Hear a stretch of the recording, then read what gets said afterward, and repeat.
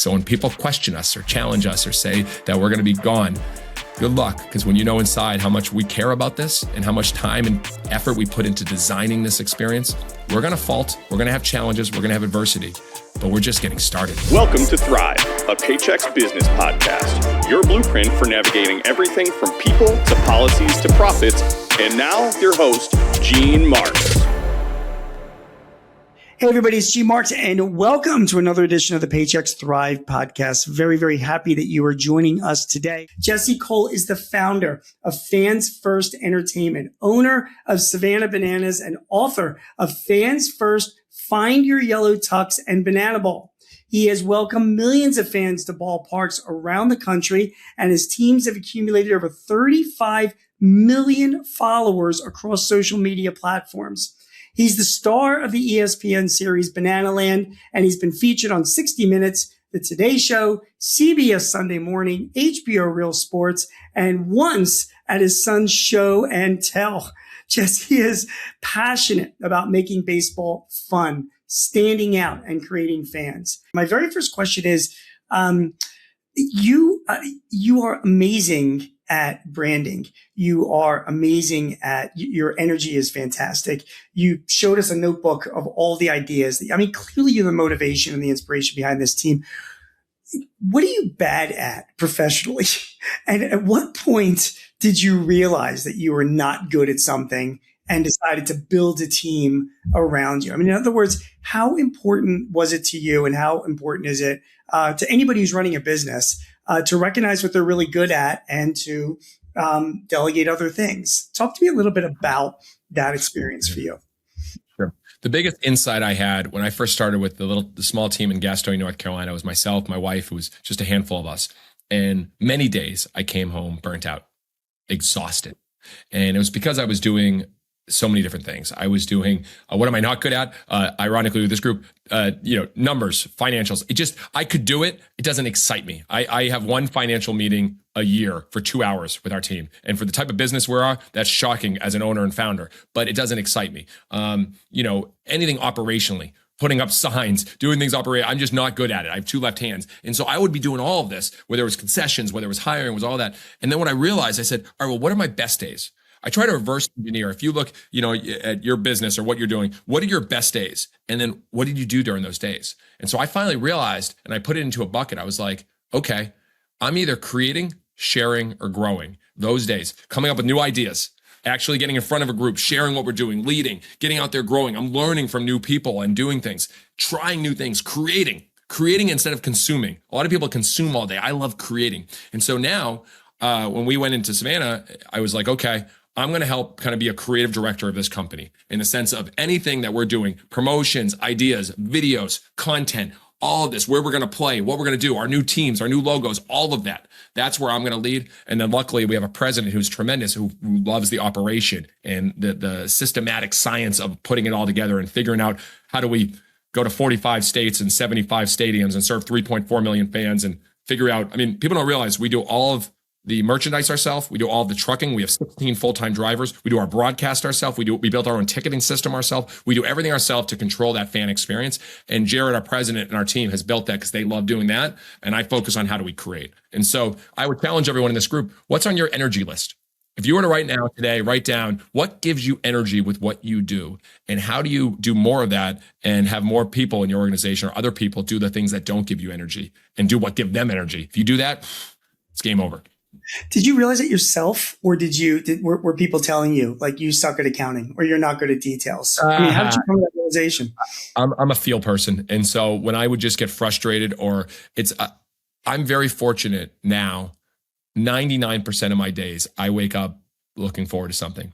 People always ask me, Jesse, what keeps you up at night? I go, that's the wrong question. It's what gets you up in the morning. Because I get up early, 4:30, 5 o'clock, and I'm ready to roll. I start with my ideas. I start jamming. I start creating. I start working on things. And so I just realized that now, like even being with you guys, even virtually, what am I doing? I'm sharing. I'm growing. Right now, I'm creating with you, all three of them. So I will have energy doing this. And so, yeah, I think it's just a self-reflection. And, if you wake up in the morning and you're not looking forward to the day, why is it? What's on your calendar that day? And at the end of the day, you want to be your best for your family. And so I know if I'm doing things that I'm not good at and don't enjoy, I'm not going to be best for my family. And so I just really kind of, just like I talked about doing a friction audit, you should do an energy audit on what you do on a daily basis and what your firm is doing, because it was truly a game changer for us. You mentioned your family as well, Jesse, and like this, I mean, obviously the past 10 years have been incredibly busy for you. It's great that you've had your wife involved, so that certainly helps. But how do you balance it? What advice do you have for people? I mean, you're not the only entrepreneur, not the only business owner who has a lot of, I'm sure you have a lot of stress that you have to deal with. So how do you balance it? What do you do for yourself? Yeah, well, I think you ask a gold medal Olympic performer, ask them what their balance is in their life. And I mean that in the sense, and if you ask them where their life is and their happiness, if you want to be the best in the world at something, you can't have a direct balance. I love what I get to do more than anything. And I love my days start. I wake up before the kids get up. I will go for a long run. I will listen to a podcast. I will write ideas. I'll do thank yous. I'll win the morning, win the day. I learned that from Hal Elrod, The Miracle Morning. And I'm already set the tone for a good day. But yeah, for me, very fortunate. Our kids and I, we homeschool. They travel around with us. We strategically created our life so we can make sure we can be time with the kids while we're traveling around, in our crazy way and believing that we can change the world. So yeah, I know I love what I do. But I put my phone, so at the end of 5, 6 o'clock, I actually put my phone, I keep it in my office so I can be with the kids, and I stay off that and come back, which is crazy. And the amount of messages I get and by the next morning. But again, that's a way that I can really lock in with my kids and be focused. So I think it's a myth what people try to say, work-life balance and all that. Find what excites you, what gives you energy. If you truly love what you get to do, I get to do things I never imagined and most people never get to do. I love it. And I enjoy it. And it makes me top of the world. And it gives me, when I come down and see my kids, even after this talk, I'm going to go in with a lot of excitement. And I think that's great.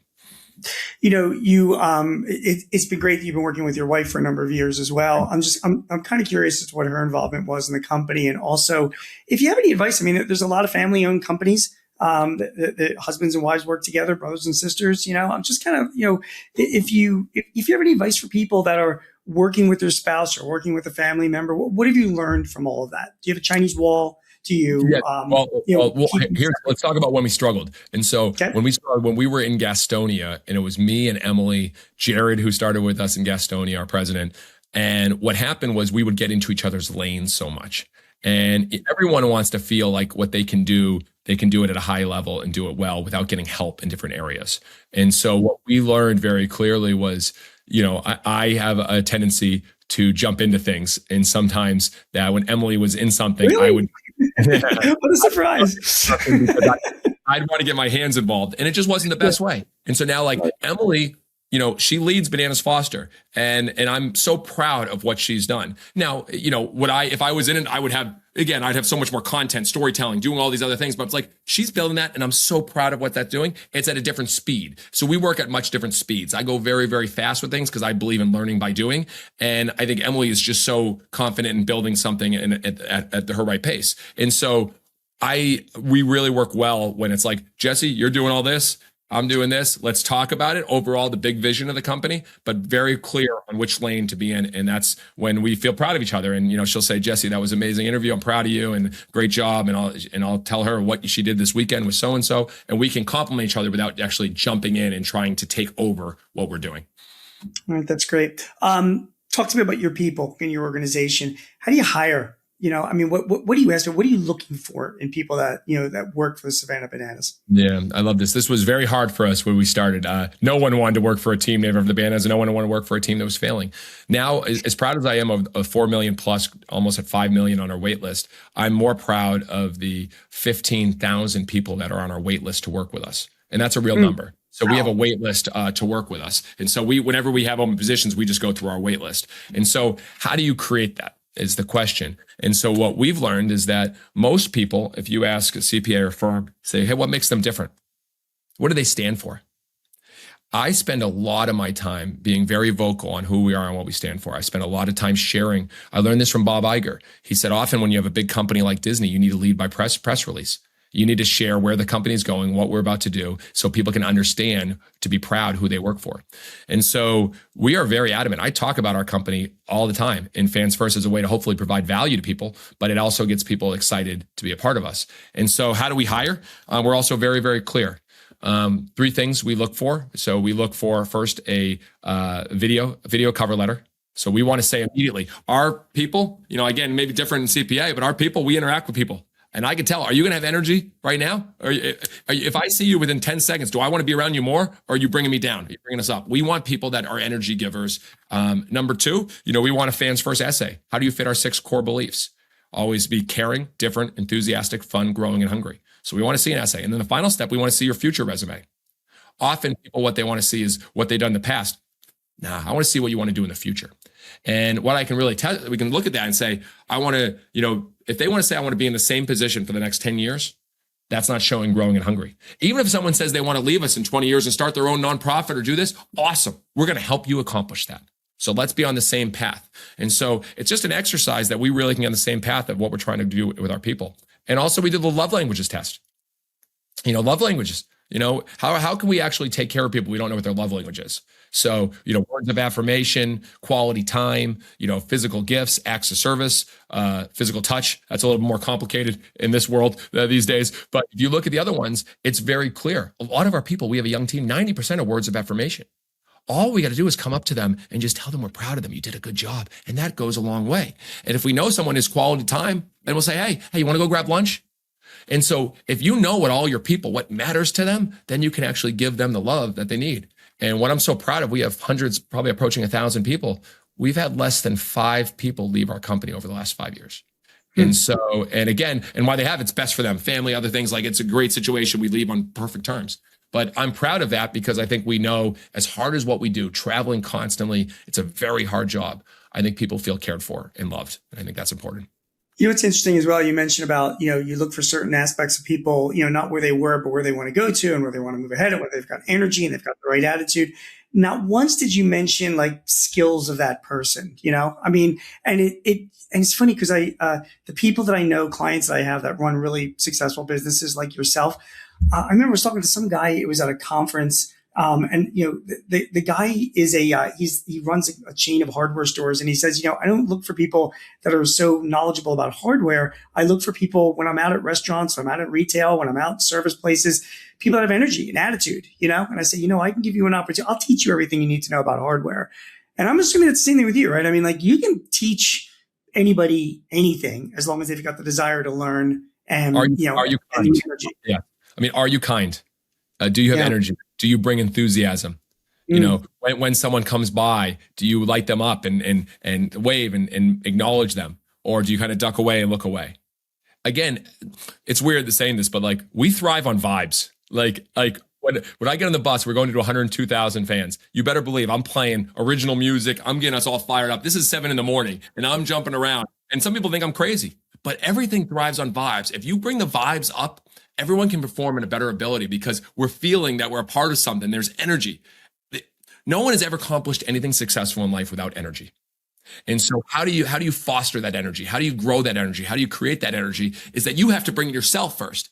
And so you better believe there's a reason we play between 500 and 600 songs at our games. Our first year, our first announcer and DJ who joined us, who's as good as it gets, Shark, I told him, I said, no dead air. He goes, what do you mean? During games? I go, no dead air. And because at our games, there is constant music playing. And for some people, it's too much, and that's okay. But there is constant music playing, and you watch, people are singing and dancing, and they're vibing.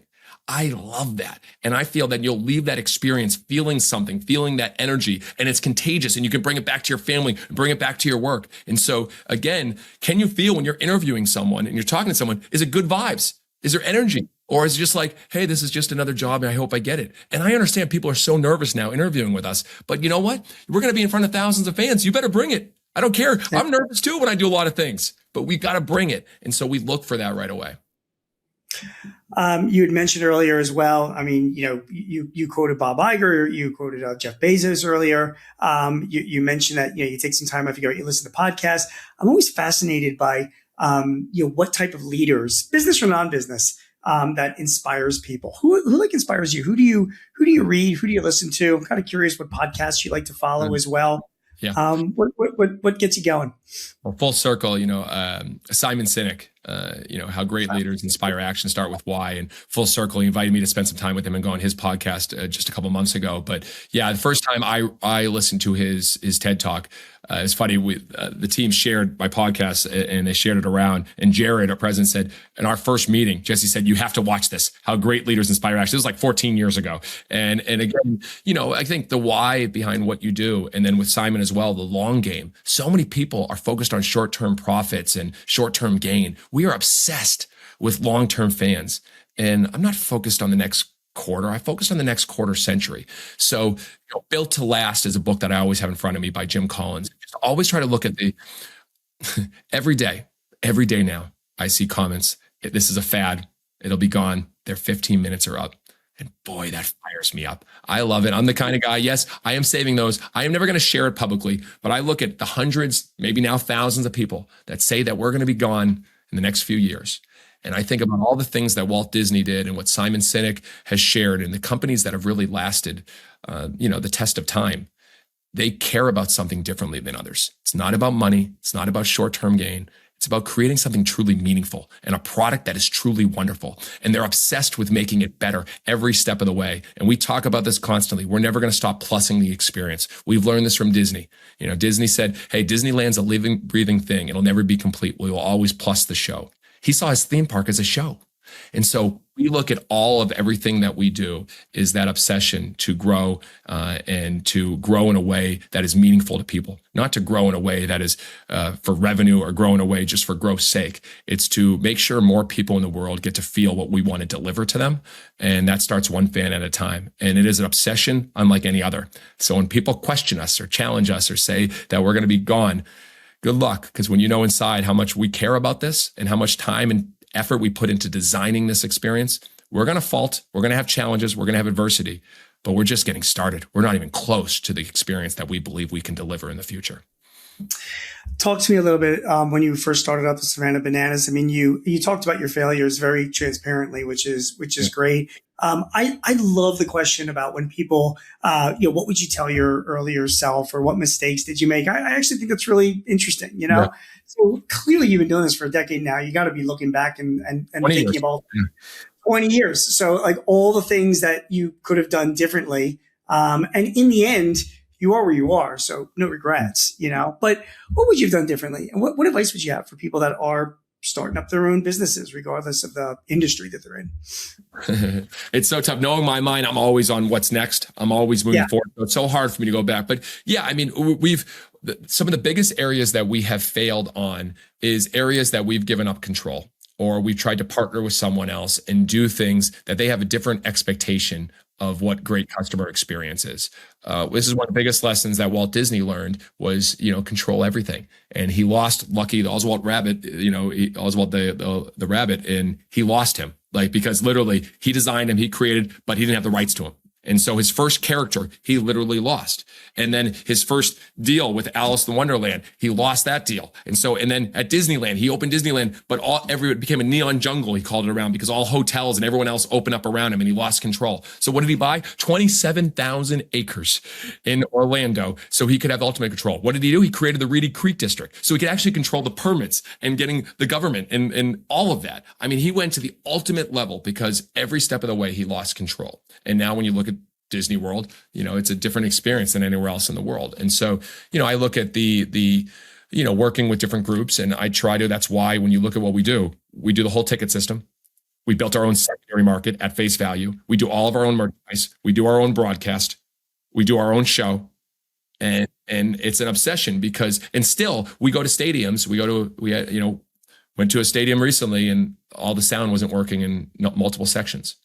And that they don't care who that came. That's our fault now. It's our fault concession lines over an hour at these stadiums. That's unacceptable. So there's a world in the future where we're going to look to try to control all of that because that's the best. But again, I wouldn't tell myself that at 22, 25, 30 years old, because I'm not ready to learn that at that point. I think what I would have told myself is just try more, experiment more, do things that other people won't do. Go where others won't go. And that's what we've started doing more than anything. Never focus on the money, focus on creating fans. And when I started to focus on selling sponsorship back in the day and selling sales, I was miserable and it was all about money and it wasn't about what was best. And so I would have shifted those gears immediately a little earlier. That's probably what I would have done.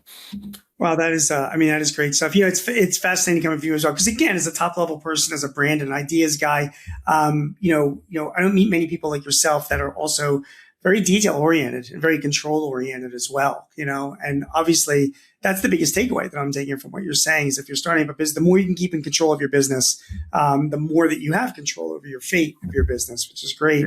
Every single interaction. I think that's when you look at say, oh, I'll have this partner do this, I'll have this do it. Then you start losing. You start losing those touch points that really matter. So I think that's the biggest thing. Everyone tries to have all these partners and now you don't have any direct connection to your actual customer or client.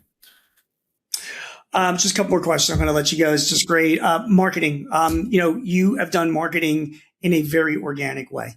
And I'm curious what your thoughts are on marketing your business. Particularly your business is unique and maybe it's a baseball thing or not, but you appeal to across generations. My 6-year-old niece went to one of your games in Philadelphia last year and couldn't have been more excited about it. And then I'm in my 60s. And I was a huge fan of what you guys do. So what have you found about marketing across generations? And what have you also learned about traditional marketing versus the organic ways that you market? I think it's the kindest thing, when people say, oh, you guys are great marketers, but I kind of chuckle and I laugh. I'm like, we don't do any marketing. The difference is marketing is most people think marketing is what you say. The reality, I believe, is marketing is what you do. We spend $0 on marketing, and I don't believe anybody in the world wakes up, says, I can't wait to see some ads today. I can't wait to get marketed to. I can't wait to get promoted to. You know what? I am fired up. Other than the Super Bowl, there's one.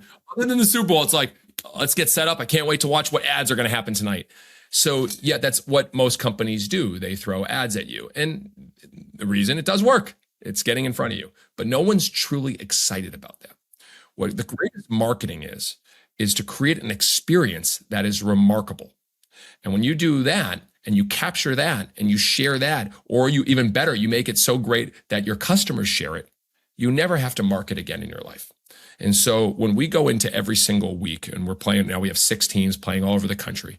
We meet every Tuesday, creative team, and we come up, what are the things that we can do that no one's ever seen before in a baseball field? What are the things that we actually would think would be fun? What are the things that make us laugh? What are the things that we think could bring joy to fans? And we just plan those and we do them. We don't announce what we're going to do. When we have celebrity guests or people join us, we never announce who's going to be with us. It's a surprise. And then we create a moment with it. And so what does that look like in businesses? Well, again, what happens in your experience that people can't stop talking about? What is it that is like, oh, wow? What are those moments that, again, in the journey and the storytelling of who you are and what you stand for, get people truly excited? And so, again, it's very easy. You got to get business, but we've put all our effort. Remember, people could care less about us when we started. We sold 2 tickets our first few months. We were failing. We were getting ridiculed because of the name. But then those first few nights, they saw what the players did and they saw the nonstop music and the entertainment. And they started telling everyone, saying, this is different than any baseball game I've ever been to. And so I think that's the starting point. Ask any company, what makes you different? It's the simplest yet the hardest question anyone can ask. Because what most people will say is, I'm a little bit better, I'm a little bit faster, I'm a little smarter at this. Whatever it is not different. What can you be the only in your industry doing? And when you can answer that question, you'll never have to spend money on marketing because people will be marketing for you. Final question, and this is it's great stuff, but it does have to do with building value and the succession of your business. If you are part of the brand, and people associate your name and your face in that yellow suit that you wear with Savannah Bananas. But if you were taken out of action, tomorrow, do you feel confident that your organization can continue? And what more is on your mind to make sure that it does sustain itself? What do you plan on doing to making sure it's a real sustainable business? You're a big fan of Built to Last, right? So, what are you doing, and what are your thoughts on building that kind of Built to Last company? Yeah. Well, we are very intentional. Who we are, what we stand for, and what makes us different. And who we are is our core values always be caring, different, enthusiastic, fun, growing, hungry. Most companies have core beliefs. That's no difference there. However, we hire based on it, as I shared you earlier. Number two, what do you stand for? We have the fans first principles. And so we talk about these every single week. And so to give you an example, it is, we're fanatical about the fan. We entertain always. Whatever's normal, do the exact opposite. Fewer things done better. Relentlessly resourceful. Ideas are everything. We uphold the highest standard. But then the last one is we will always plus the experience. That last one is very intentional. The first one, fanatical about the fan. If I'm gone, long gone, but everyone is fanatical about the fan every step of the way. And then at the end, we're always plussing the experience, always making it just a little bit better. Fine is the F-bomb in our organization. If something is just fine, we don't talk about it needs to be better. We need to plus it. And then finally, what makes us different is the experience. And we reimagined, we wrote, and Jared, our president, helped with this and did this tremendous job, wrote a whole description of when a fan first shows up in the parking lot, what happens to when they leave. And it is this very detailed, over-the-top experience. And we're not completely there yet. But if we're building towards that, we're always plussing the experience. We're fanatical about the fan, and we hire the right people, who we are, what we stand for. I'm pretty confident that the values and the virtues of fans first will live on long, long beyond me. Jesse Cole, you're fantastic. Thank you so much for the time that you have taken. For all of you guys who are watching this, or listening to this conversation on our podcast eventually, go and see a Savannah Bananas game. It is a lot of fun. Best rule ever as a baseball fan is when the fan catches the ball, the batter, whoever came up with that idea, absolutely genius. It is absolutely hilarious thing to do. A huge thank you once again to Jesse Cole for joining. That was just really a lot of fun and well worth the time. So Jesse, thank you. Do you have a topic or a guest that you would like to hear on Thrive? Please let us know. Visit paychex.me/Thrive topics and send us your ideas or matters of interest. Also, if your business is looking to simplify your HR, payroll, benefits, or insurance services, see how Paychex can help. Visit the resource hub at paychex.com/works. That's WORX. Paychex can help manage those complexities while you focus on all the ways you want your business to thrive. I'm your host, Gene Marks, and thanks for joining us. Till next time, take care. This podcast is property of Paychex Incorporated 2026, all rights reserved.